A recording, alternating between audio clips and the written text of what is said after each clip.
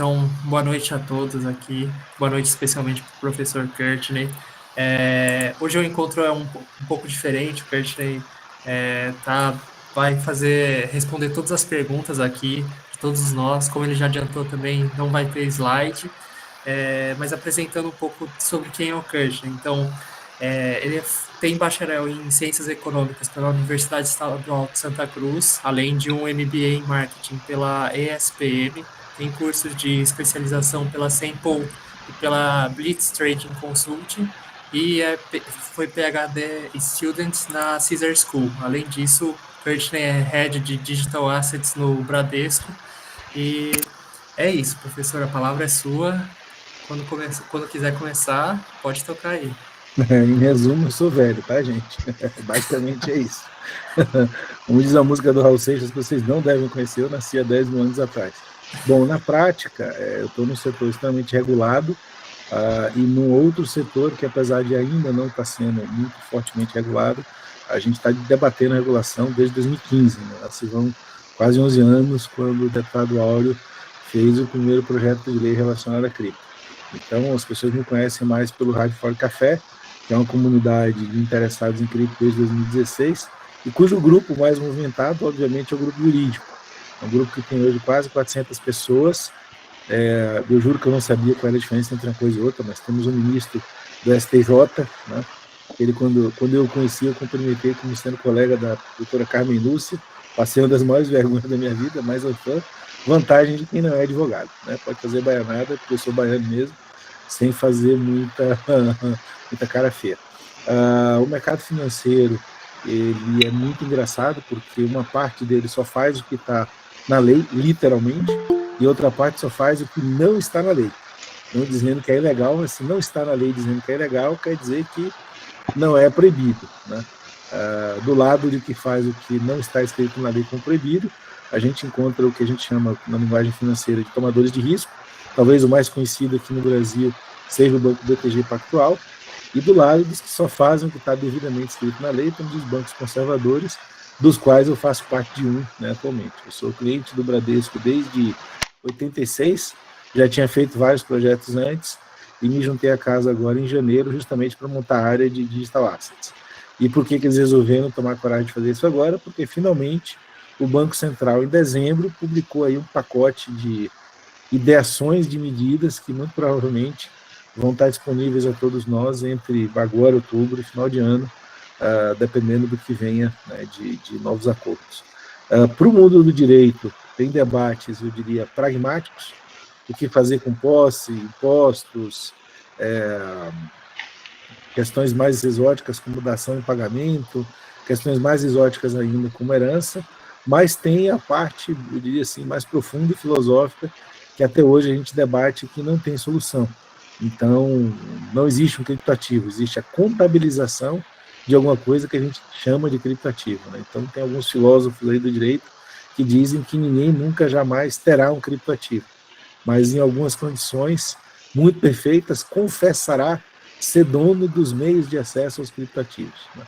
Então, a gente tem um debate jurídico aí que eu não alcanço, né, como não jurista, mas a diversão vem sido entender, né, regramentos. Então, uma das coisas exóticas é que o mundo de criptoativos ele não está em nenhuma jurisdição, então a gente não sabe quem é o Satoshi Nakamoto para apertar o pescoço dele ou para meter um processo judicial, mas o que ele, na teoria, criou, através de seu pseudônimo, está em todos os países do mundo ao mesmo tempo, 24 horas por dia, 7 dias por semana. E isso é uma das coisas mais intrigantes, né, para todos os colegas que eu conheço da área de direito, e mais desafiadoras para quem está no lado do controle, né, quem está no jurídico, no judiciário e no aparato policial, né, principalmente ultimamente. E as grandes discussões elas vão desde atos pseudo-ilícitos, porque, novamente, filosoficamente, tem gente que acha que não é ilícito, até atos que são lícitos, mas não são classificados em nenhum lugar. E essa que talvez seja a parte mais divertida, que é o que a gente está vivendo agora, que é criar o aparato para que isso aconteça. Então, um exemplo trivial, a gente tem falado muito nos últimos meses em relação às stablecoins, e aí se descobriu que pelo aparato feito hoje no país, a gente não tem amparo legal, ou seja, não existe uma lei dizendo o que de acho é uma stablecoin. Então, estamos aí com alguns projetos de lei trafegando, e o Banco Central, por sua vez, está esperando esses projetos de lei para fazer o que ele chama de legislação infralegal, quer dizer, qual é a regra do jogo para que a gente, né, as entidades do mercado trabalhem com ele. Então, é um campo extremamente vasto, a literatura nacional ainda é muito pouca. Eu sou amealhado num livro dos irmãos Gomes, que tem quase 1.300 páginas, então tem acho que uns 50 artigos lá dentro, de uma porrada de gente. Tem um outro livro saindo agora, também já deve estar com suas 800 páginas, mas ele tem a ver só com o aparato que foi discutido no Banco Central, e tem um outro livro que a gente está fazendo no Instituto Inecripto, que é do Flávio Durso, é o que a gente chama lá o Baby Durso, e também já está com 1.500 páginas, aí o pessoal resolveu dividir em 4 tomas, convencer todo mundo do direito a vir para esse mundo, que é um mundo divertido, um mundo de informação, um mundo que tem muito conhecimento internacional para ser tratado, e um mundo que, basicamente, desde sempre, ele tem muitos contornos subjetivos, né? Quando começaram a usar o termo smart contract, quem é da área de engenharia como eu, dava cada pulo assim de nossa, que heresia, né? Nem é smart, nem é contract. E quem era advogado, uns falou assim, não, agora eu vou ser o advogado mais interessante, vou aprender a escrever contratos espertos, né? Long story short, depois a gente aprendeu que não é uma coisa nem outra, mas tem todo um novo normativo para tratar com regras de negócio que ficam eternizadas, né, nesses códigos, e até empresas que nasceram 100% feitas com códigos inteligentes, né, códigos eternizados na blockchain, e aí você não tem como processar a empresa, porque a empresa é um código, né? E outras coisas mais filosóficas ainda, como no finalzinho dos anos 90, um professor do MIT, o Larry Lessig, criou um termo chamado The Code is Law, tentando levar todo o aparato jurídico a ser escrito em código de computador, né? Tem até uma disciplina em Berkeley chamada Legal Technology, que é como a tecnologia pode suplantar leis e a estrutura judicial por programas de computador, né? Então, filosofia tem um monte de introdução e pano de fundo para uma conversa boa é essa, mas, como a gente usa lá em Harvard, se vocês não perguntarem, não tem aula. Então, botar os neurônios para funcionar. Bom, professor, eu gostaria de até começar aqui fazendo uma pergunta relacionada até com um debate recente, que é se os bancos centrais começarem a manter reservas em Bitcoin, que já foi citado em alguns planos, inclusive dos Estados Unidos. Quais são os impactos você imagina que pode ter sobre a política monetária tradicional do país? E a nível global também. Olha, eu sou economista e economista chato, né? Os meus mestres são muito economistas clássicos, e a economia ela tem uma série de escolas que parecem muito religiões, né? Mas eu trabalho em bancos e para bancos já há quase 30 anos, e em banco a gente aprende uma coisa muito séria, muito cruel desde cedo, né? A volatilidade ela não perdoa amadorismo, e é por isso que reservas de bancos centrais historicamente, elas estão em coisas não muito voláteis. Eu diria que elas estão em coisas que, se pudesse ficar no 0 grau absoluto, né, que é o 0 grau Kelvin, seria melhor. Bitcoin não está na categoria das coisas nem pouco voláteis, nem médio voláteis. Ele está na categoria das coisas muito voláteis. E aí volta a questão religiosa, que sempre está ao redor do ativo, né? Tem gente que fala assim, não, mas Bitcoin no longo prazo sempre sobe. Mas as reservas dos bancos centrais, elas vivem de curto prazo. Então, se de uma hora para outra o Banco Central não tiver como atender suas obrigações de Banco Central, seja, né, em efeito de caixa, como a gente fala, seja em efeito institucional, tipo fazer leilão de dólar, mexer nas suas reservas para controlar efetivamente a liquidez da economia, a gente tem um problema muito sério. Os grandes defensores de reserva de Banco Central, e eu sou uma pessoa muito direta e reta, nas minhas declarações, eles geralmente são especuladores de Bitcoin, que querem apenas um trouxa um pouquinho mais rico, um pouquinho mais parrudo, para comprar os lastros e manter, né, o ativo numa valorização muito alta. Então, eu sou trader e sou especialista em mercado de capitais desde sempre, e trabalhei com os melhores traders do mundo quando eu estava na área de high frequency trading, quando eu vendia tecnologia para isso, lá em 2007, 2010, alguma coisa assim. E o trader, ele tem uma regra que é volatilidade é vida. Se está subindo, se está caindo, se ele está se mexendo, eu tenho como ganhar dinheiro, seja subindo, caindo, seja de uma maneira limpa, como a gente fala, seja alavancado. Então, o interesse do pessoal que vive de especulação é volatilidade. Então, quanto mais subir e cair, para a gente que está tradando, né, obviamente, melhor. O Banco Central, ou os bancos centrais, entrando nesse movimento, eles elevam o que a gente chama de barra de mínimo, né? Ou seja, o piso de cotação do ativo. E aí, para quem acompanha essa parte mais econômica e não jurídica, a gente tem sempre algumas mudanças, né, nessas categorias. A grande mudança, pelo menos a última grande mudança que a gente teve, foi no comecinho de 2024, finalzinho de 2023, quando o que a gente sempre falou, o mercado institucional um dia entra. O mercado institucional, caracterizado por grandes fundos de investimento, entrou nesse mercado a partir do finalzinho de 2023, com a entrada da BlackRock, e ele saiu, não vou lembrar os números, se era 30 e poucos, 40 e poucos, mas entre 30 e 40 mil dólares por ativo, e chegou na cotação de hoje, que deve estar lá seus 110, 120 mil reais, acho que o Bitcoin, 120 mil dólares, né? Essa mudança é simplesmente a entrada de um grupo grande de investidores que comprou o ativo e fica dentro dos limites dos seus mandatos, tradando esse ativo, mas a categoria sobe. No final de 2024, quando teve uma fase de realização de lucros, o Bitcoin saiu da fase dos seus 100 mil, se eu não me engano. Isso é fácil olhar, tá, gente? Mas é que eu não lembro mesmo os números. Se foi 100 mil, alguma coisa assim, mas ele caiu significativamente, ele caiu para quase 75 mil, uma perda de quase 25%. E daí em diante, como já tinha havido a realização desses lucros, de março, mais ou menos, desse ano, fevereiro, eu também não lembro direito, ele voltou a subir, chegou nas suas máximas aqui de quase 120 mil, esse ano caiu um pouquinho e está andando aqui entre 110 e 100 mil, ou seja, ele foi subindo de patamar desde aqueles 25, 30, né, no final lá de 23, passando por um patamar de 50, 60, depois para esse patamar entre 90, 80, e agora aparentemente ele está andando num patamar de 100 mil, tudo isso em menos de 2 anos. Então, para a gente sair de 30, 40 para 100, isso é quase 250% de valorização. E essa mudança de patamar vem pelo acréscimo de mercado. Naquela época, o mercado de criptoativos como um todo não era nem 1 trilhão, hoje ele está ao redor de 4 trilhões, né? E justamente porque teve essa entrada do mercado institucional. Então, se 10 ou 15 bancos centrais grandes entrarem, o mercado vê que essa barra sai de 100 e vai para 200, 250, o que a longo prazo, para quem é investidor mais antigo, está há mais de 5 anos nesse mercado, é um baita acréscimo de capital. Então, essa puxada vem de especulador, como quase tudo hoje que tem a ver com criptoativos, né, em especial com Bitcoin.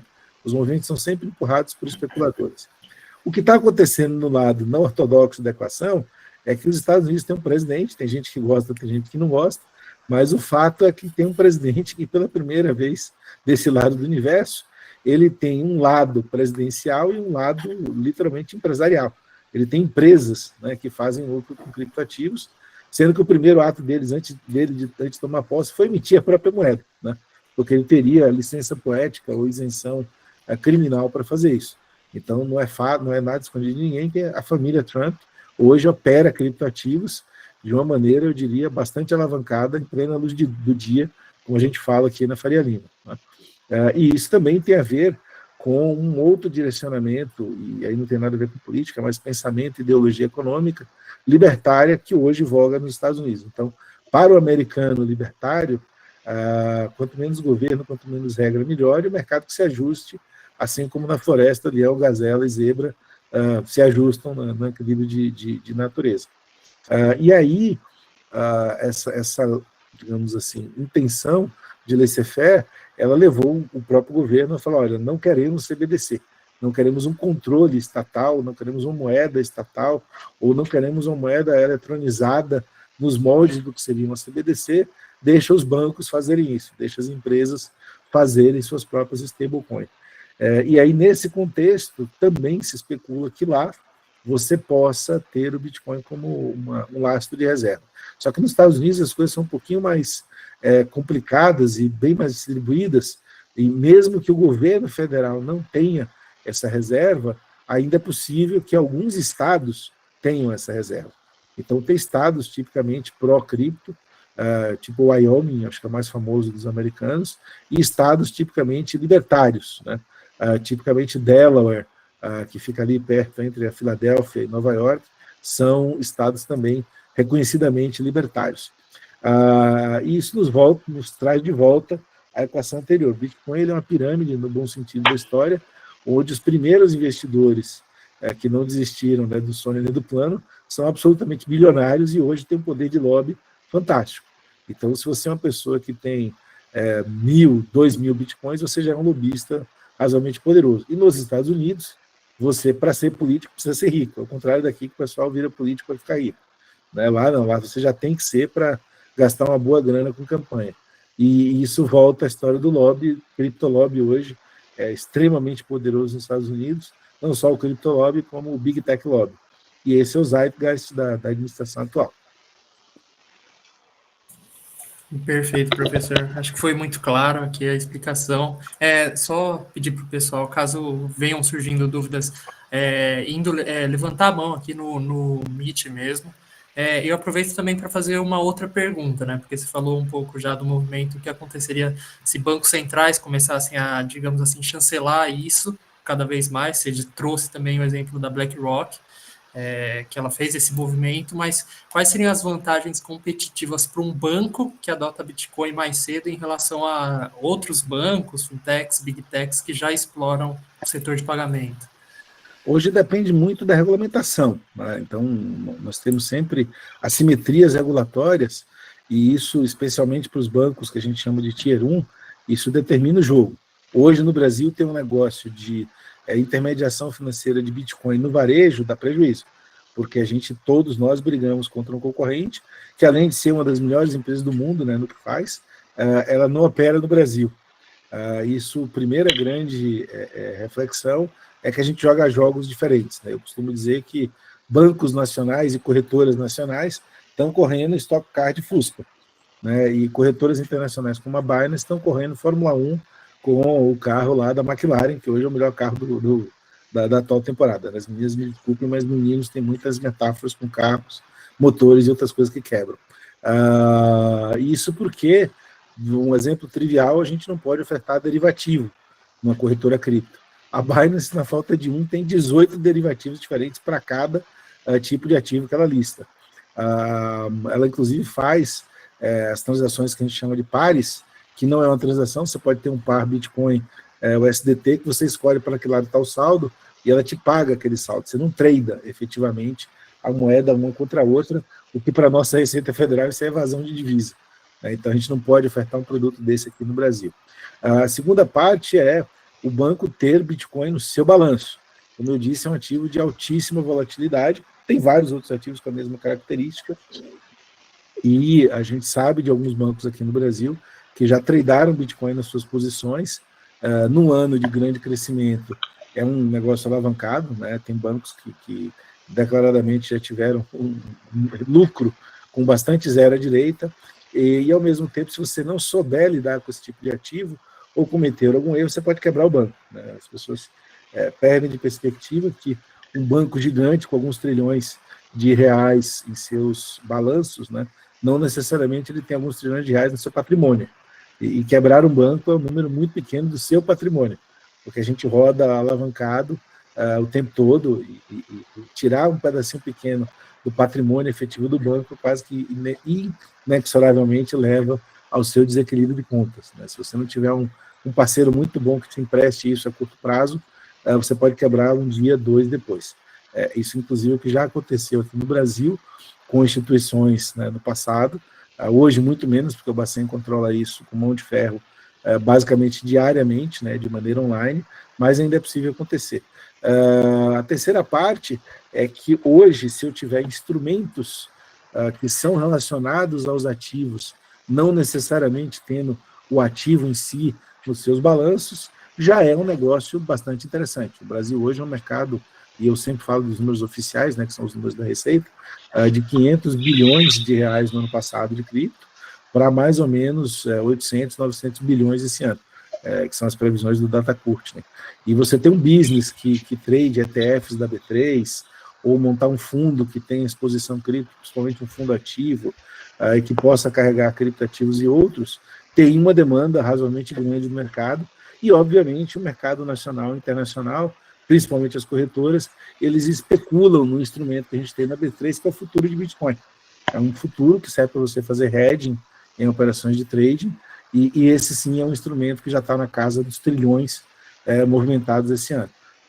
Aqui na casa a gente tem oferta disso para os nossos clientes, a gente hoje deve ser metade do mercado, especificamente de futuro de Bitcoin na B3, e se a gente é metade, tem uma demanda grande para outra metade. Né? Nós estamos falando de um número que está beirando aí os 10 trilhões já esse ano. Parece grande o número, mas na verdade futuro ela é uma operação muito pequena que ela roda, né, o dia inteiro em high frequency, então ela não deixa muito dinheiro nem para o banco nem instituições, mas ela mostra que tem uma demanda grande por esse tipo de produto, né, não só no Notional como no Giro. Então, de uma maneira muito resumida, dependendo da área de produtos, hoje é um excelente negócio. Eu vim para o banco para montar essa área, o Bradesco, tirando essa área de produtos que a gente chama de produtos institucionais B3, ele não tem nada, a gente está montando toda a área, né, aproveitando aí alguns clareamentos, né, de regulação em relação ao Bacen, e aproveitando também a maturidade tecnológica de outros players que para a gente são muito críticos, em especial a parte de custódia. A custódia cripto hoje ela tem uma sofisticação muito grande, tanto em termos de segurança, quanto em termos de ferramentas, quanto em termos de prática, que permite que uma instituição que seja zero tomadora de risco, muito conservadora, possa se posicionar. E a outra questão é a clareza de regras do Bacen. Parece engraçado, mas a gente não tinha regras contábeis, a gente não tinha regras tributárias para bancos, né? A gente não tinha regras de contabilidade, e a gente não tinha o que a gente chama de regras prudenciais. Como é que eu protejo o meu balanço sendo exposto ou carregando posição de cliente de criptativos. Tudo isso o Bacen está trazendo esse ano. Então é por isso que a gente saiu aqui a toca de caixa, montando gente, montamos equipe, estamos contratando e implementando agora as ferramentas para começar a operar isso assim que a gente tiver a publicação oficial das regras do Bacen e a gente entender, né, na ponta do I ali, no T cortado, do que ele está falando. E assim como nós, prevejo que assim que sair a legislação, a gente tenha mais uma centena de players aqui, entre mercado estabelecido, seja banco, sejam as corretoras atuais, sejam novos entrantes que vão ver no Brasil uma espécie de porto seguro para lançar suas operações, principalmente internacionais. Não, perfeito, professor. É até um movimento que já tem, a gente tem observado já há algum tempo, a gente olha para os incumbentes, é algo que, para os bancos incumbentes, a gente vê que tem esse movimento atrás de, enfim, oferecer criptoativos e tudo mais, mas vou dar espaço aqui para caso alguém tenha alguma pergunta aqui.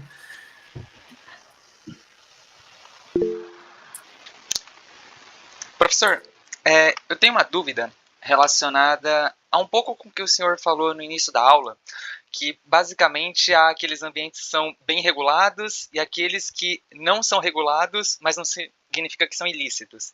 E o senhor tinha comentado sobre os novos projetos de lei envolvendo stablecoins, e aí eu queria saber mais a opinião do senhor mesmo nesse sentido, de a partir do momento que um desses projetos, vamos supor que passe pela Câmara, passe pelo processo legislativo e seja aprovado, e vai provavelmente, acredito eu, dar mais segurança jurídica, se isso de alguma forma pode impactar o Drex, passando o Drex a atuar como uma stablecoin eventualmente, e por consequência ele podendo ser utilizado para smart contracts. Porque, por exemplo, eu não sei se o Drex seria tão útil mais atualmente como forma de pagamento em decorrência de nós termos o Pix. Então, não sei se o Pix seria possível ser utilizado numa blockchain, por exemplo, ou em smart contracts, ou se o Drex, por ser uma stablecoin ou atuar como uma, seria uma ferramenta mais adequada para tal. Como que o senhor vê isso? Do projeto de lei, mais segurança jurídica e eventualmente impactando o Drex para stablecoins, até mesmo acelerando o desenvolvimento do Drex nesse sentido? Vamos lá, tem várias perguntas na sua pergunta. A primeira e a mais triste, e eu sou categórico em falar isso, apesar da gente ainda ter um vácuo de hype no mercado. O projeto Drex de CBDC, ele está em coma. Ele não morreu, mas ele não está vivo no momento. Ele está em animação suspensa, que nem o Ralph Fiennes, né? Por 290 mil motivos, a gente estava em fase de piloto e testes. Na fase atual, a equipe técnica do Bacen entendeu que não tem tecnologia madura, né, na disponibilidade de DLT para executar alguma coisa nesse sentido, e ele encerrou os testes tanto de CBDC quanto de plataforma de tokenização oficialmente dentro do Drex. Isso foi dito de uma maneira, eu diria, dramática no Blockchain Rio por uma apresentação da Clarice, que é a diretora técnica do projeto, né? Apesar do Fábio Araújo, muito meu amigo, ter dito essa semana, não, veja bem, está vivo, né, e tal. A prática, ele está morto em animação suspensa. Estava em coma profundo, a gente não sabe se volta. Em paralelo a isso, tem um projeto exatamente igual, chamado Rede Ambima de Open Capital Markets, sendo rodado na Ambima, e é notícia pública, daqui a pouco vocês vão saber mais ou menos datas e maior profundidade desse projeto, com a finalidade de ser a parte plataforma de ativos tokenizados que tinha no Drex, e não a parte CBDC. Tá? Então, no projeto da Ambima, fica de novo o vácuo de que moeda nós vamos usar para ser o meio de pagamento. O que vai representar um real. Como a Ambima não é o Bacen, provavelmente, quase com certeza, vamos usar um stablecoin. Aí fica a pergunta, que stablecoin? Aí a gente vai para a segunda parte da sua pergunta, que é o que é um stablecoin, o que ela come, né? Onde ela vive, para que time ela torce. E a stablecoin mais famosa do mundo, ela é, como quase tudo em cripto, um objeto pleiadiano, né? Ela não existe nesse universo conhecido, é emitida por uma empresa cuja sede é em El Salvador. Para quem não sabe, El Salvador é um país tão pitoresco, curioso e confiável como Venezuela, Zimbábue Setentrional e outras coisas, né? E a empresa que emite é uma empresa de 200 funcionários, que tem uma conta corrente de quase 300 bilhões de dólares. Então, é uma coisa assim, basicamente na base da confiança. E aí, o que a gente está tendo agora, e eu faço parte do debate, é um debate, por um lado, jurídico, sobre a natureza da moeda. Para quem gosta desse debate jurídico, sugiro ler A Moeda e a Lei, do Sr. Gustavo Henrique, né, um livro bastante indigesto para quem não é advogado, mas, segundo me disseram, bastante delicioso para quem é advogado. E aí vocês vão entender os meados do que é e-money, o que é depósito à vista, M0, M1, do ponto de vista jurídico.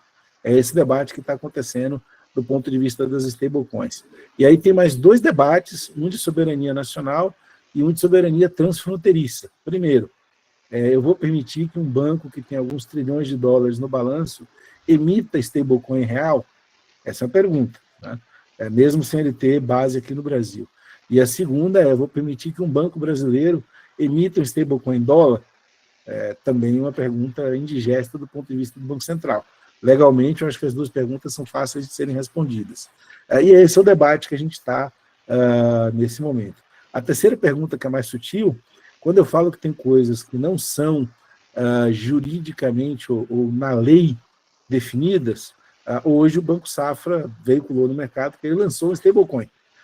Na prática, aquilo é uma declaração de marketing, é uma meia-verdade, porque ele chama de stablecoin, porque é uma moeda de dólar emitida numa DLT, mas aquilo ali é um título que a gente chama no mercado de IOU, ou seja, eu te devo alguma coisa. Você chega hoje, e eu fiz isso, compra X moedas dessa e fala, estou te devendo. Aí você fala, posso sacar para minha wallet? Não. Posso vender agora mesmo? Não. Você vende agora, eu te pago amanhã. Vai vender pela cotação de agora, eu só vou depositar o dinheiro de volta na sua conta amanhã. Eu entendi. Então, você é um CDB em dólar, né, do Banco Safra, porque se eu não consigo sacar, ao mesmo tempo, se entrar agora no mercado Bitcoin, comprar o SDC, que é o stablecoin de dólar, e transferir para minha wallet, ele faz a operação instantaneamente. Então, eu não caracterizo como o token CBDC ou o token stablecoin que a gente conhece no mercado. E aí, last but not least, tem um terceiro problema, que é um problema de ordem de arbitragem regulatória, que enquanto a gente está aqui pensando, os Estados Unidos já fizeram a sua legislação. Tem um troço lá chamado Genius Act, que vai entrar em vigor agora em janeiro, dizendo, olha, qualquer um pode emitir um stablecoin aqui dentro.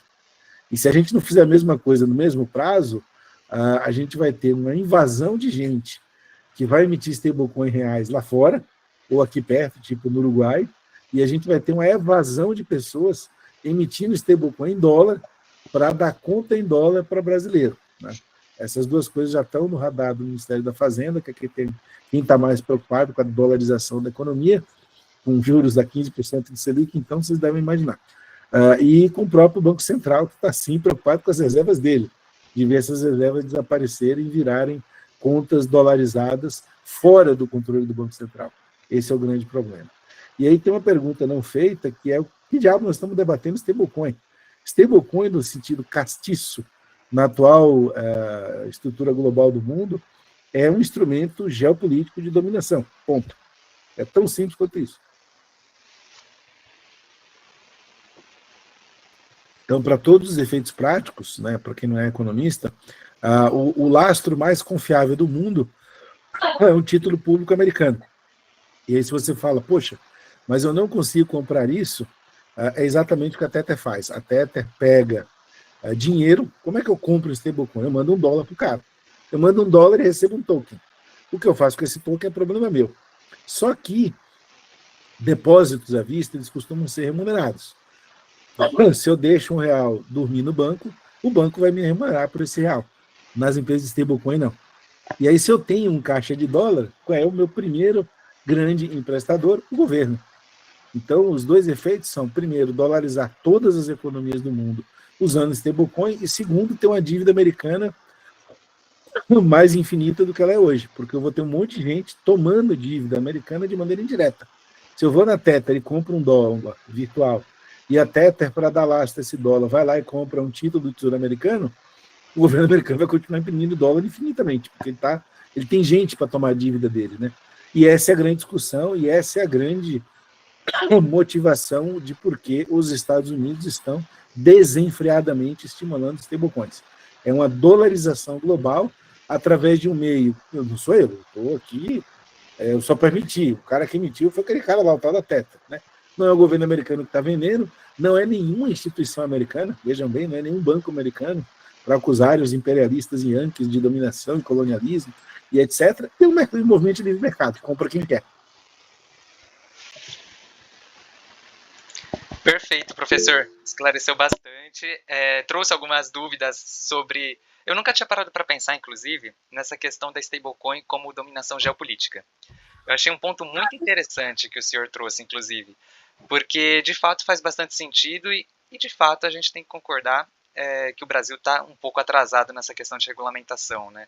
A gente tem o Marco Legal dos Criptos ali, de 2022, salvo engano, mas não tem nada sobre stablecoin, não tem um posicionamento forte do Bacen, da CVM, quanto a alguns aspectos sobre isso, que fica um pouco complicado nesse vácuo normativo. Também dá um medo, dá uma insegurança jurídica, eu penso, no sentido de, será que eu posso fazer algo com cripto? Será que eu não posso fazer algo? Então, traz algumas dificuldades também, né? É isso aí. E a parte mais importante, talvez seja a questão do vácuo. A lei de 2022, apesar de ser principiológica, né, eu já aprendi a falar esse termo aí de tanto ouvir dos colegas, ela deixou vários vácuos. O primeiro deles é que, inclusive caiu a ficha do Bacen, o provedor de ativos de serviços virtuais, ele é só o provedor de serviços de ativos virtuais. E ativo virtual, pela definição da lei, não envolve stablecoin. E também não envolve ativos tokenizados, ele envolve basicamente os ativos criptopuros, Bitcoin, Ethereum, Solana, os tokens, né, que rodam em redes abertas. Lucas Krinsky.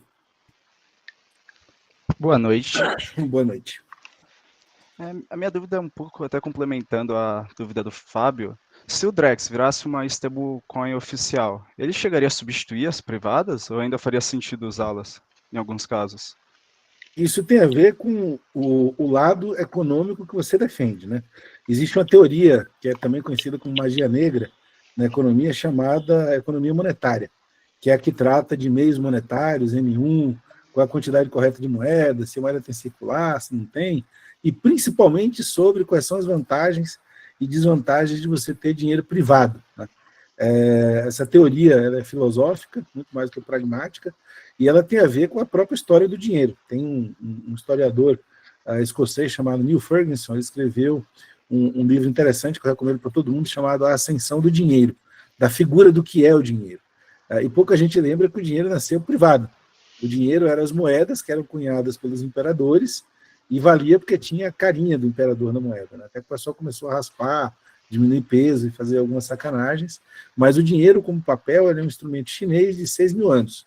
E aí os Dodi de Veneza, na época da expansão comercial, tiveram a mesma ideia e emitiram várias notas, vários dinheiros venezianos, até o dia que não tinha mais lastro. Então deu uma quebradeira geral por causa disso, e aí toda a história do dinheiro tem a ver com lastro, crédito e quebradeira. Quando se inventou o Banco Central, e para desespero dos libertários, quem inventou essa história foi o Marx, o Karl Marx, e para desespero também do pessoal de esquerda que adora criticar o Banco Central, né? O Banco Central é uma invenção de extrema esquerda. Ele falou, não, agora eu vou resolver porque eu vou deixar na mão do governo conferir valor à moeda. Tanto que uma das primeiras missões do Banco Central é garantir o poder de compra da moeda, ou seja, sem alinhagem e tudo mais. Todo mundo que emite stablecoin, a primeira missão é quero ganhar dinheiro para caramba com isso, ponto. Tanto que o lucro da Tether é maior do que o lucro de todos os outros bancos do Brasil aqui somados. Quase 20 bilhões de dólares no ano passado. E aí, uma stablecoin de varejo, ela já gera um problema por si própria. Porque hoje, isso também é comum a todo mundo que conhece banco, não sei se para vocês se vocês vierem no Bradesco e falarem assim, vou sacar todo o meu dinheiro, não tem. A gente não tem todo o dinheiro que está depositado aqui dentro. O banco trabalha num sistema inventado há quase 100 anos, que é um sistema de múltiplos, né? Por isso que a gente evita corridas a bancos, né? Se você falar assim, eu vou sacar todo o dinheiro do banco no Banco Central, aí tem. Nossas reservas estão lá. Então, existe uma diferença de volume monetário real e volume monetário circulante. Essas duas diferenças, só quem sabe é o Banco Central. Então, a CBDC, ela já parte desse primeiro problema de que ela deveria ser apenas de controle entre o Banco Central e os bancos, que é o que a gente chama de CBDC de atacado. Muito bem, temos o PIX. O PIX não é uma CBDC. O PIX é um sistema de pagamentos estatal. Então, o PIX é exatamente igual a um cartão de débito, só que ele é estatal. E por ser estatal, subsidiado por aquela coisa que todos nós pagamos, chamado imposto, o dono dessa operação falou, não se pode cobrar nada de dinheiro. Tá? Então, o dono da bola entrou no campo, falou, ninguém pode botar a mão na bola, a não ser eu, ponto. E aí ele proibiu nós bancos de cobrarmos por isso, e ele roda o sistema. Então, sem o sistema de pagamento, ele não é moeda.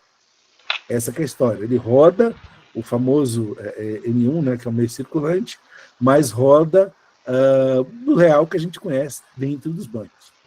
Se eu emitir um stablecoin nacional e falar, bancos, vocês podem tokenizar seus depósitos, nós temos um segundo problema. Um depósito do Bradesco, ele não é sacável. Eu tenho uma quantidade que você pode sacar e uma quantidade que você não pode sacar. Um depósito de um EP, ele é o que a gente chama de narrow banking, e ele é garantido por lei 1 para 1.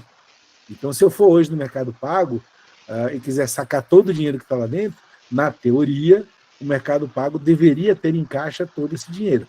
Ele é proibido de fazer alavancagem pela lei que o rege, que é a lei das IPs. Né? Muito bem, eu sou um trader. Eu estou dando preço. Eu tenho R$1 no Mercado Pago, que a hora que eu for lá eu tenho. Eu tenho R$1 no Bradesco, que a hora que eu for lá, veja bem. Depende da ordem que eu chegar, do dia, da direção do vento. Qual que vale mais? Automaticamente o mercado dá preço. Né? Então a gente teria uma desvalorização dos depósitos tokenizados que viessem do Bradesco, por exemplo. Eu vou falar Bradesco porque eu trabalho aqui. Né? Esse é o problema de você emitir uma CBDC de varejo. Tá? E esse nó não foi resolvido, se eu deixar a iniciativa privada resolver. E esse nó também não foi resolvido na questão dos stablecoins, por isso que a gente está discutindo esse negócio agora. Né? A Mariana de Freitas, que está com vergonha de falar aqui para a gente, ela está falando que uma boa parte das valorizações das criptomoedas se dá para lavagem de dinheiro. Não. Criptomoeda é a pior coisa do mundo que você pode usar para lavar dinheiro, porque ela é perfeitamente rastreável. Todas elas. Com exceção de duas moedas, o Zcash e o Monero, que não tem liquidez. E quem lava dinheiro quer usar uma coisa que tem uma altíssima liquidez ou uma capacidade transacional de milhões para bilhões. Vocês não vão acreditar, mas o elemento mais fácil para lavar dinheiro é dívida escolar, estacionamento e igreja. E usando a velha e boa moeda de real. Toda vez que vocês viram um lugar que fala assim, cara, eu não aceito pagamento eletrônico, eu só aceito pagamento em dinheiro. Existe uma grande tendência que aquela operação, sim, seja usada para lavagem.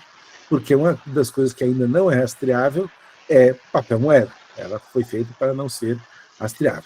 A outra grande coisa é que lavagem de dinheiro, tudo que é eletrônico, também é 100% rastreável.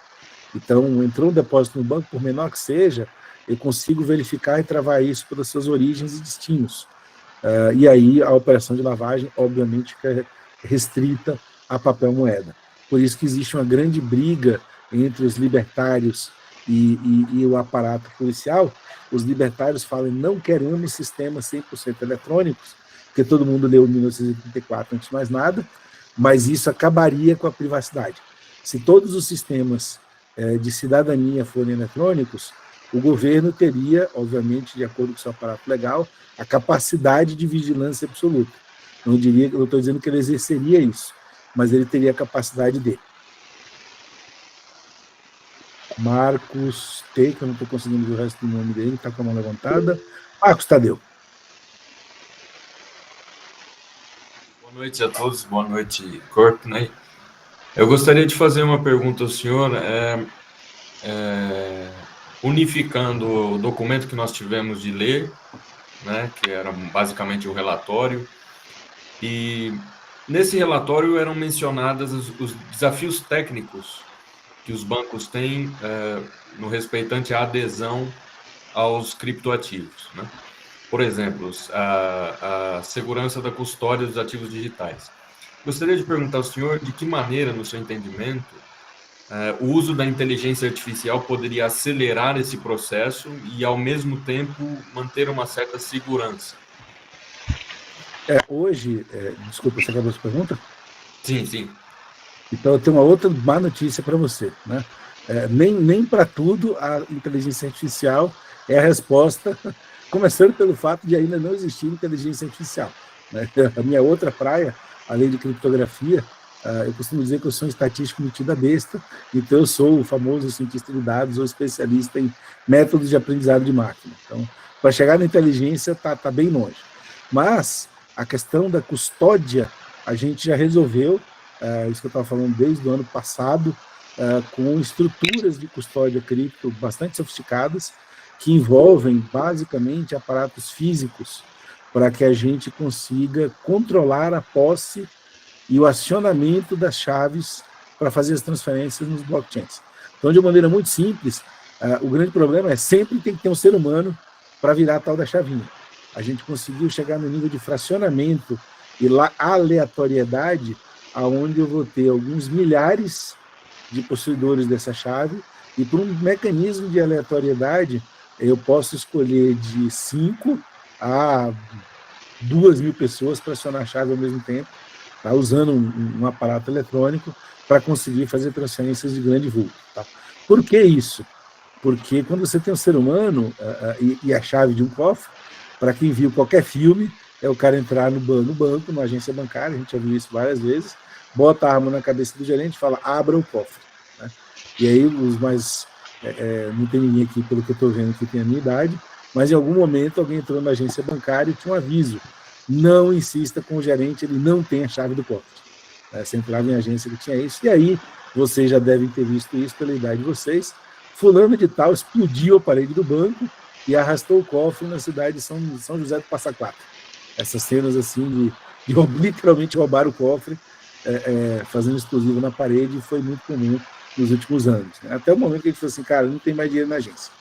Não fazemos saque, se você quiser fazer saque, tem que vir na capital, contrata uma empresa de transporte de valor, porque não vai ter mais dinheiro na agência e tal. Ó, essa aqui é a grande sacada. Então, a gente resolveu sem precisar de AI, né? Existem hoje aparatos bastante sofisticados, esse é o aparato que os grandes bancos estão usando, Inclusive, tem uma das normativas do Bacen que fala somente sobre a figura do custodiante de chaves criptográficas. Isso é uma matéria de segurança da informação, ou anti-hacking, como a gente chama, que também já está bastante maduro.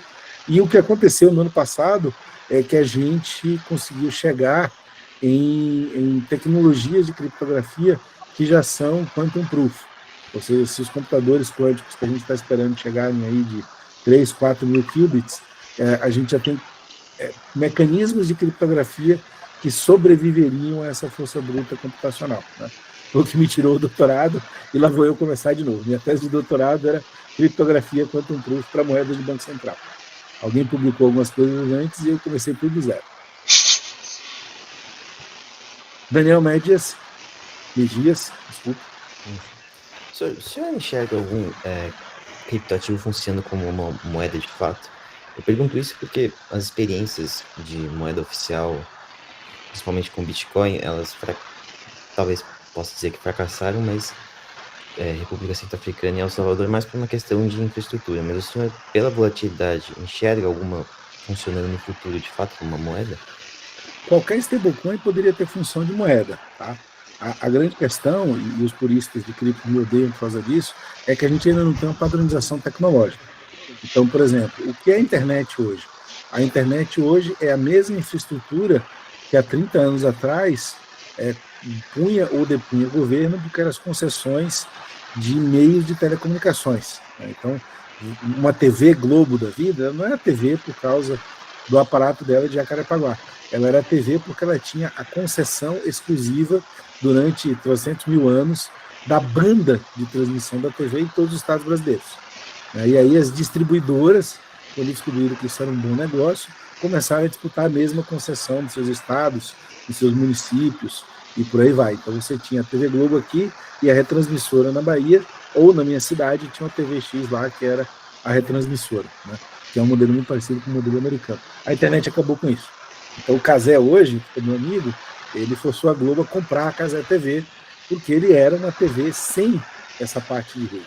Mas por que isso? Porque existe uma tecnologia chamada TCP/IP, uma outra tecnologia chamada Ethernet, e uma outra tecnologia chamada Lambda Fiber, que é a tecnologia que permite que a gente use fibra de vidro dentro de casa, e transformaram essa camada de tecnologia no commodity. Ninguém nem lembra mais a quantidade de coisas que a gente teve fibra que teve que enterrar, e cabo que a gente teve que enterrar para ter essa noosfera de conectividade global, tá? Mas teve uma época que alguém resolveu fazer alguma coisa numa praia lá no Rio de Janeiro, derrubou a internet do Brasil inteiro, e o cara passou uma escavadora no único cabo que tinha, ou no único lugar que era um cabo que ligava o Brasil para o resto do mundo. Levou quase 2 meses para a gente conseguir reconstruir tudo. Hoje a gente deve ter uns 6 lugares diferentes. E, além disso, a gente tem os papagaios voadores do Musk, que nos dão uma conectividade mais limitada, mas não em quase todos os lugares do mundo. E aí, em cima disso, você vai e monta a Cazé TV. Para eu ter pagamento bico com criptativo, eu preciso ter uma rede de criptativo que seja padrão igual para todo mundo e que essa rede tenha a disponibilidade que hoje o aparato eletrônico de pagamentos eletrônicos tem, que são algumas centenas de milhares de transações por segundo. Por quê? Se você imaginar na hora do almoço, né, a quantidade de gente que está comendo e pagando aqui nesse país com cartão de crédito, débito, vale refeição, é absurda, né? Basicamente, todo mundo almoça no mesmo horário e todo mundo paga o almoço mais ou menos a 1 hora, 1h30, 2 horas. Né? Isso em banco tem, inclusive, um apelido de hora de maior movimento e é caótico. Então, a gente tem uma estrutura que fica 90% do tempo parada, meio-dia ela explode e, às vezes, até dá pau, recusa a transação e coisa do gênero. Então, isso não existe no cripto. É muito mais esse problema do que o problema da volatilidade. Obrigado, professor. Professor, eu tenho uma pergunta, mas falando sobre a tecnologia Lightning, né? Então, quais funções tradicionais de bancos ou qualquer outro setor que poderia ser aproveitado da tecnologia, você enxerga que poderiam ser substituídas ou mesmo transformadas, enfim, seriam otimizadas com as soluções que a tecnologia pode trazer? Aí eu vou dizer que a tecnologia ela já está um tanto quanto madura, mas o problema é ativo. A Lightning ela é uma coisa feita para rodar em cima da rede do Bitcoin que roda o ativo Bitcoin. E aí é uma coisa muito engraçada que a gente comemora todo ano o dia da pizza. E o dia da pizza foi feito para lembrar todo mundo, não gaste Bitcoin. Se você tem um Bitcoin, pelo amor de Deus, nunca mexa nele, né? Nunca venda, nunca faça nada. Ah, mas por quê? Porque se você vendê-lo, você vai ficar que nem um Lázaro, se arrependendo de ter vendido ou comprado, né, a pizza mais cara do mundo. Para quem não sabe, o Lázaro é o cara que fez a primeira transação de Bitcoin, 22 de maio de sei lá quando, e ele gastou, eu não vou lembrar quanto foi, acho que eram 10 mil Bitcoins, mas 10 mil Bitcoins em valores atuais é só multiplicar por 120 mil, que é a cotação do Bitcoin hoje. Então, quando você fala assim, cara, peraí, como assim? Não, veja bem, eu tinha aqui, sei lá, 10 mil Bitcoins, não sabia para porra nenhuma, né, não está fazendo nada com isso, não sabia, né, o que eu estava fazendo com essa história. Aí você fala, não, mas você não sabia aí? Não sabia o que eu estava fazendo. Não tinha nada, aquele troço nunca tinha sido transacionado, estava aqui, eu fui lá e paguei. Tá bom, você acabou de pagar $1 trilhão, né, por uma pizza. Basicamente, esse é o número que você fez, né, de cagada. 1 trilhão e alguns quebrados a valores atuais. Né? E aí, quando você olha essa piada e olha o lado transacional, a gente volta à tecnologia versus ativo. A tecnologia do Bitcoin só roda o ativo Bitcoin. A tecnologia do Ethereum roda 790 milhões de ativos disponíveis, inclusive o próprio Ethereum, mas não está padronizada, e o pessoal que está todo bilionário parou de evoluir e amadurecer a tecnologia ao ponto dela não ter 100 mil transações por segundo. Né? E aí tem alguma blockchain que tenha 100 mil transações por segundo? Não. Todas as que estão aí nascidas, e eu conheço quase todas elas, foram feitas por alguém que queria ficar absolutamente bilionário, fazendo um troço chamado ICO no ano de 2017. Então, Cardano, Algorand, todas as que estão por aí, alguém emitiu um token, o token está listado, o token é circulado, o cara está rico, ou não está rico o suficiente, e a tecnologia parou de evoluir.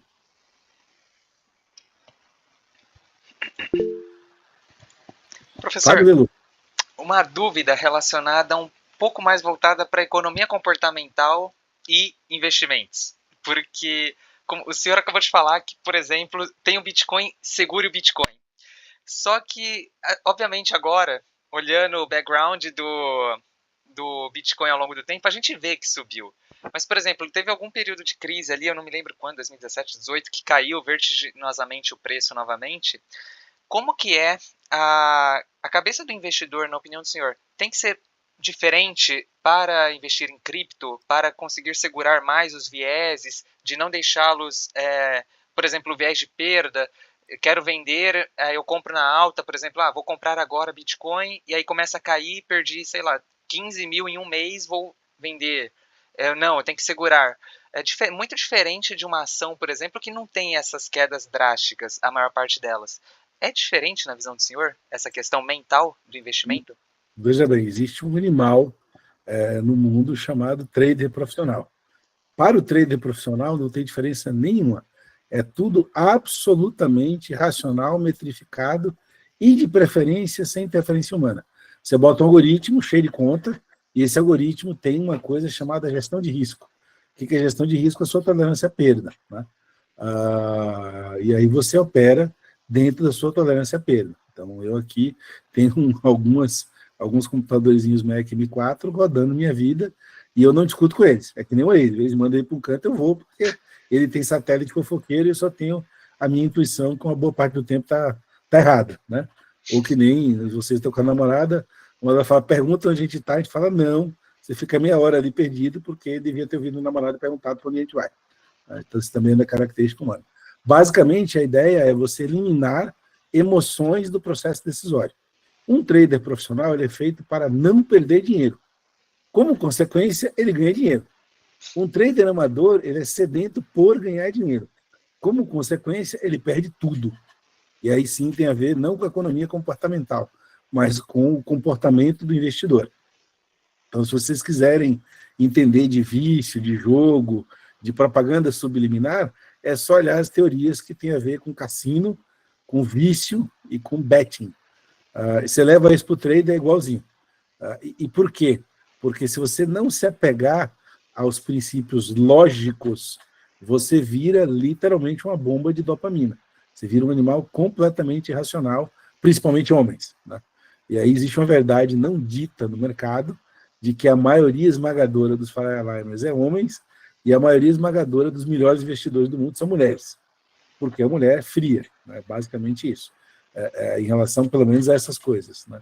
A outra diferença grande é que, por ter uma volatilidade muito grande e ter ainda uma quantidade exagerada de influenciators, pessoas que são tidas como verdadeiros entendedores e que repetem a mesma cantilena, alta infinita, vai subir, não venda, e etc., e a gente não entende que o que aconteceu no passado não quer dizer absolutamente nada para o futuro, as pessoas se encantam e tomam decisões. Às vezes, e isso é sincronicidade, isso não é correlação, a quantidade de pessoas sendo enganada e comprando o ativo faz com que o ativo suba. Olha que coisa. E aí vira uma profecia autorrealizável. Mas, na prática, um trader profissional ele não fica posicionado. Ele tem uma janela de perda, ele tem um posicionamento. Quando essa janela de perda, quando esse limite de perda é atingido, ele vende o ativo, porque a conta dos impostos está embutida nisso, e ele fica esperando. Se ele quiser tradar só aquele ativo, ele fica posicionado em outro ativo, digamos, de cobertura, dólar, euro, ou faz um empréstimo de alguma coisa para que o ativo que ele tenha também tenha uma rentabilidade menor, e quando o mercado volta a subir, ele volta a comprar um ativo de mais alta volatilidade. Basicamente é isso. Então, se vocês lembrarem de uma coisa que eu falei antes, né, que volatilidade é vida, o trader profissional ele espera movimento. O cara mais profissional ainda e mais tomador de risco, ele alavanca. Ele faz operações de long, ou seja, eu acho que vai subir, eu vou apostar 5 vezes mais que vai subir, usa derivativos para isso, e o cara que acha que vai cair faz a mesma coisa. Ele alavanca derivativos apostando na queda, e ele também se alavanca no movimento de queda. Então, isso é o mundo profissional de uma maneira extremamente simplista, tá, para vocês. Então, na prática, o cara tem uma ação, ele faz uma opção de ação, ou opera opções de ações que são vendidas a centavos. No mundo real, se ele quebrar, ele tem que pagar alguns milhões. No mundo cripto, se ele quebrar, ele simplesmente perde o principal dele. Ele é zerado, ou hacked, como dizem lá os traders das corretoras mais antigas. Então, a exposição de perda dele é sempre o patrimônio total. Se ele não tem dívida para fazer, e ele perde só o patrimônio total, o apetite dele de alavancagem é muito maior, né? Então, se você perde uma posição alavancada no mundo real e não tem o dinheiro para pagar, você vai preso. Se você tem o dinheiro alavancado numa corretora, numa BitMEX da vida, numa Binance, e perde essa alavancagem, você vai perder só o seu principal. Você fica pobre, zerado, mas não vai preso. Então, novamente, é um estímulo a tomar decisões agressivas sem uma precaução maior. Então, eu já vi gente, conheço gente aposentada, porque soube trabalhar direito isso, e conheço gente que perdeu tudo simplesmente porque estava 100% alavancado. E aí tem um outro fator que só tem no mundo cripto, que é assim, eu estou operando alavancado no Bradesco, o Bradesco é um banco que, se quebrar, Deus o livre guarde, eu tenho uma série de proteções e um cushion, que é o fundo garantidor de crédito, que depende do seu tamanho, você não vai ficar sem 100% do seu patrimônio, né? A gente tem um nível de proteção. Quebrou o FTX, quem não estava esperando ficou sem nada. E não estava fazendo nada de errado, ele simplesmente estava operando todo o seu patrimônio numa empresa que não tinha garantias. É o famoso risco de contraparte. Perfeito, professor. Obrigado.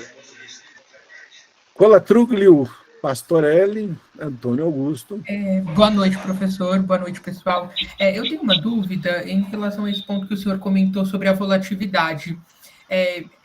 Na verdade, eu tenho uma noção de que para o trader é necessário a volatilidade, claro, mas no sentido de que ele também possa prever um pouco do que vai acontecer com o ativo ao longo do tempo. Então, ou o senhor diverge um pouco dessa noção no sentido de que a volatilidade extrema, ela favorece o trader no sentido de, tipo... Porque eu tendo a pensar que se o ativo também for muito volátil, ele perde a capacidade de analisar o investimento daquilo, e aí ele pode perder dinheiro. Talvez seja uma noção meio primária minha mesmo, mas Enfim, acho que o senhor é a melhor pessoa para responder isso. Não sou eu sou um trader amador. Tem gente muito mais preparada nessa lida, de preferência nas tesourarias dos bancos do que eu. Então, veja bem, a gente tem uma visão muito limitada do que é operar mercado. Tá? Operar mercado, na visão amadora, eu costumo dizer que é pilotar um avião só com velocímetro. Né? Você tem um instrumento só que é preço. Quando você pilota mercado, você tem vários instrumentos ao mesmo tempo. Então, você não está só comprado, você está comprado, vendido, posicionado, você faz várias operações para chegar no resultante no final dela. Usando esses outros mecanismos, quanto mais volatilidade, melhor. E aí, o mercado financeiro, ele é um mercado onde você compra risco, literalmente, usando tempo como moeda e dinheiro como veículo de transporte. Então, qual é a sua moeda? Eu estou disposto a tomar esse risco aqui por 10 minutos. Eu estou disposto a tomar esse risco por um dia. Eu estou disposto a tomar esse risco por 10 dias. Né? Tá bom, então, peraí. O que eu vou ganhar por esse risco de 10 dias? Eu tenho que ganhar um prêmio, eu tenho que ganhar um percentual a mais de alguma coisa. Né? E o que me leva do ponto A para o ponto B? Dinheiro. E geralmente, mesmo o dinheiro, eu posso botar dinheiro em cima de dinheiro. Eu estou no Brasil, operando uma taxa de juros durante 2 meses, porque ela está em 15%, usando real para fazer essa operação no Brasil, mas eu quero ser remunerado em dólar, tá? Eu quero receber lá nos Estados Unidos em dólar. Então, na verdade, eu estou fazendo uma operação aqui que eu tenho o primeiro fator de risco, que é a taxa de juros, e o segundo fator de risco, que é a taxa de câmbio. Então, tudo bem, eu estou apostando 15% durante 2 meses, vai dar X, mas se no mesmo período o dólar sair de 5 e for para 6, eu perdi quase 15% do meu investimento, só pela desvalorização do real. Como é que eu faço essas contas? Esse é o trader profissional, a gente faz conta de todas essas operações. Você monta uma operação com um monte de coisa calculada e sai pilotando essa operação ao longo do tempo. Mudou alguma coisa, você desfaz a operação e zera a posição. Perfeito, obrigado, professor. Luca Kinski. Gente, eu não estou aqui para convencer advogados a largarem o direito e estudarem finanças, cálculo financeiro da tesouraria e virarem traders, hein? Pelo amor de Deus. Continuando um pouco a pergunta da Mariana sobre lavagem de dinheiro, o uso, por exemplo, de um mixer não acaba permitindo a lavagem de dinheiro, mesmo com a rastreabilidade da blockchain, já que, embora seja um embaralhamento que possa ser reversível, torna o rastreamento muito difícil, caro, pensando no atual estado da técnica? Não, hoje posso te garantir que os softwares de forensics, eles pegam antes, durante ou depois. É 100% transparente. Só para ser muito direto e reto. Cripto é o pior instrumento do mundo para fazer lavagem. Hoje as pessoas fazem evasão financeira usando cripto em uma janela de tempo muito pequena e num contexto financeiro muito pequeno também.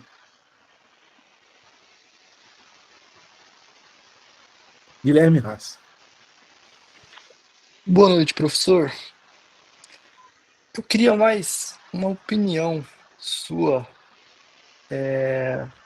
Se você acha que o Bitcoin ele está meio fugindo da ideia inicial ali do Satoshi, não em ser descentralizado ou assim, mas acho que talvez as pessoas utilizarem a moeda num dia a dia, digamos, para se tornando uma reserva de valor, né? Pelo que eu estou vendo, acho que com o cenário global, governos começando a falar sobre isso, Estados Unidos, estados já começando a poder, né, ter essa reserva. Você acha que está perdendo meio essa essência do Bitcoin e se realmente isso vai continuar e cada vez... As pessoas, na verdade, acho que não querem gastar o Bitcoin, né? Tá muito legal para a valorização, a volatilidade, para você querer usar num dia a dia, querendo comprar um café e, poxa, daqui a alguns anos vai estar muito mais caro, né, digamos. Deixa eu te explicar uma coisa, né? Além de ser velho, eu gosto de história. Então, o Bitcoin, ele teve a finalidade dele durante exatos 15 segundos. A partir do momento que ele ganhou vida, e depois do Laszlo, né, que é 2010, exatos 25 anos atrás, né, ele passou a ser instrumento de especulação financeira. Isso não estava na cartinha de Satoshi. A cartinha de Satoshi era meio de pagamento, né? Uma moeda digital para a internet. Pouca gente sabe, mas em 2012, 2013, 2014, se criaram mecanismos que são os mecanismos de especulação perfeita. Primeiro foi criado um marketplace, que é o Silk Road, depois foi criado uma moeda de transporte internacional, que é o Tether. O Tether foi criado lá em 2012, se eu não me engano. E aí, com esse marketplace de atividades, por assim dizer, não ortodoxas, você criou a demanda pelo meio de pagamento. O meio de pagamento teve uma valorização, lei de oferta e procura básica, e saiu de $0 para $1.000. Né? Essa foi uma das maiores valorizações de Bitcoin. Então, quem tinha Bitcoin, aqueles 10 mil do Laszlo, né, e vendeu a $10.000, e naquela época ele caiu de $10.000 para $10, né, saiu de $1.000 para 10, teve um bom ganho. Aí o cara sentou e falou assim, vou comprar de novo a 10. Comprou de novo a 10, esse troço subiu de novo a 1.400 e caiu de novo a 300. Aí você fala, pô, comprei a 10 de novo, vendi a 1.300, sentei e fiquei esperando. Quando caiu a 300, você comprou de novo, de lá para cá é só essas subidinhas e quedas, subidinhas e quedas. Sai de 300, vai para 1.000, sai de 1.000, vai para 600, sai de 600, vai para 2.000, sai de 2.000, vai para 1.000, e fica nesse ping-pong, né, com volatilidade de 60%, 70%, que só o trader direcional, sem fazer nada.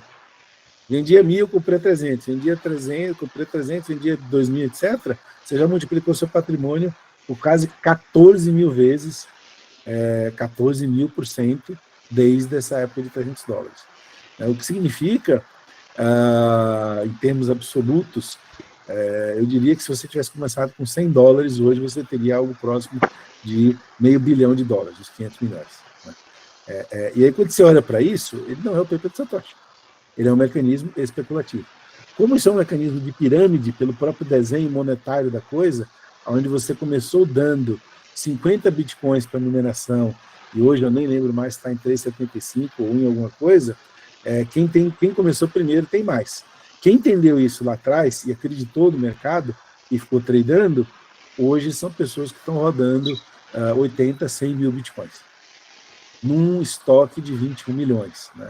É pequeno? Mas uma pessoa com 100 mil bitcoins hoje ele tem tanto poder quanto um Warren Buffett da vida de manipular o mercado. E mercado? Mercado cripto. E uma empresa tem 90% do mercado cripto, essa empresa chama Binance. Ela tem poder de manipular o mercado junto com a outra parte, que são os validadores de Bitcoin. Então, na prática, existe uma arbitragem regulatória gigantesca que dá preço ao Bitcoin, que está na mão de muito poucas pessoas. Estamos ganhando mais pessoas nesse momento. Então, a grande queixa dessas pessoas, o institucional está tomando conta da alma do Bitcoin. Não é da alma, não, é do poder de fazer movimentação de preço. Tão simples quanto. E pessoas como Michael Saylor também entenderam o jogo, compraram o Bitcoin lá em 2021 a $4.000, 2020, se eu não me engano, na época da pandemia, e o Bitcoin está a 114, 115 mil. Óbvio que o cara está extremamente alavancado, tomando empréstimo a 1% ao ano, comprando um ativo que de 4 para 114, né? São 10 vezes mais, né? 1.200% de investimento, e óbvio que você está tomando a 1%, está lucrando 1.200, cara, pode quebrar 10 vezes que ainda está no lucro. Então, sim, foi desvirtuado absurdamente. O Satoshi deve estar se revirando no túmulo, ou deve estar feliz da vida em Las Vegas, sorrindo, né, no 15º casamento, gastando toda a grana que ele tinha desde 2010. Ou ela, né? Perfeito, muito obrigado, professor. Professor, eu tenho mais uma pergunta aqui, também já encaminhando para o final, que geralmente a gente encerra às 10. Eu queria fazer uma pergunta que assim, é sempre difícil, mas é uma questão de futurismo, assim, mas como você enxerga as consultas públicas 109, 110, 111, se eu não me engano, que estão para sair aí, enfim, está tendo muita discussão do Banco Central em relação a elas. Você enxerga com bons olhos? Quais são as previsões assim, para o futuro aí próximo? Agora eu estou dentro do banco, então, para mim, regulação do Bacen eu sempre vou ver com bons olhos, independente do direcional, do nível de obrigatoriedade, da dureza das regras ou da imposição. Para a gente, tendo regra, desde que não gere assimetria, é sempre uma coisa boa. Isso viabiliza E aí não é uma questão de poder ou de tamanho, é que nós, os bancos S1, nós somos os que mais apanham do Bacen. Então, se eu entender qual é a regra, eu já sei de que jeito eu vou jogar. Hoje, por exemplo, se eu fizesse uma posição de 10 bilhões de reais aqui em Bitcoin, com certeza eu ia tomar multa. Quem é você para fazer isso? Explica aí o que você está fazendo, como é que você está fazendo risco, hedge. Nossa, eu tenho que explicar 200 mil anos essas coisas. Além do que, o meu compliance não deixa eu fazer isso. Né? Então, o compliance de banco grande só faz o que está escrito que pode ser feito. Essa que é a grande história. Então, eu tenho um acesso a esse jogo. O que a gente está vendo é uma outra coisa positiva, né? Nós, e aí tem um viés na minha resposta, que eu sou de um banco grande, a gente tinha visto uma série de assimetrias que, por um lado, sim, elas refletiram uma tentativa de desconcentração do mercado, mas, por outro, elas aumentaram o risco sistêmico. Né? Quando você fala de empresas pequenas, com pouca capacidade gerencial, e a gente falava isso, mas isso, os mauzinhos monopolistas que estão defendendo o monopólio absoluto. A gente viu o que aconteceu e não era defesa de monopólio. E a gente está vendo reflexos disso nessas novas consultas, né? Coisas que a gente tinha falado anteriormente que estavam acontecendo e que já vão ser refletidas no posicionamento das consultas.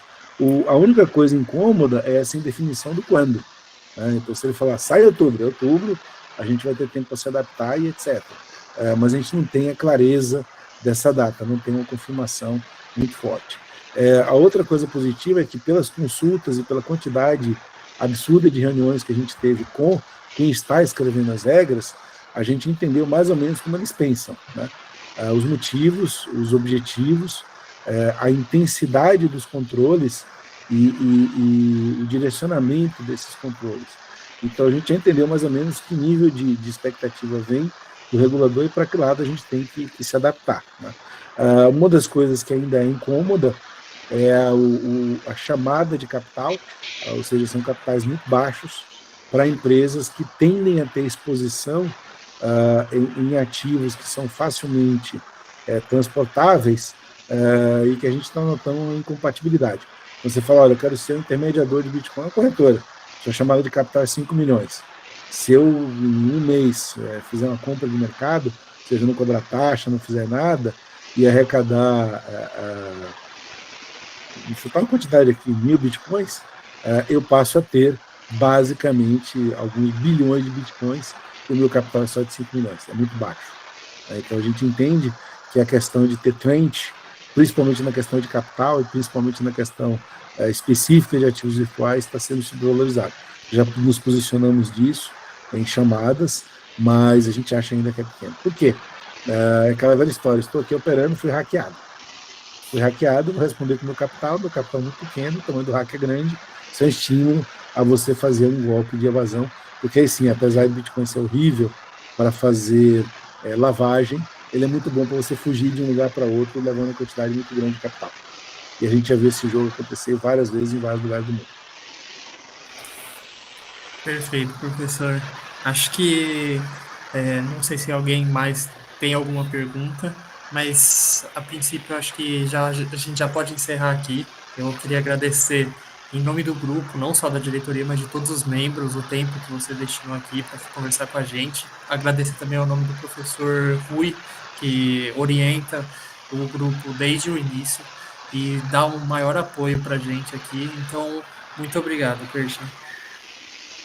Obrigado a vocês pela noite. Todos chamados a trabalhar com criptoeconomia.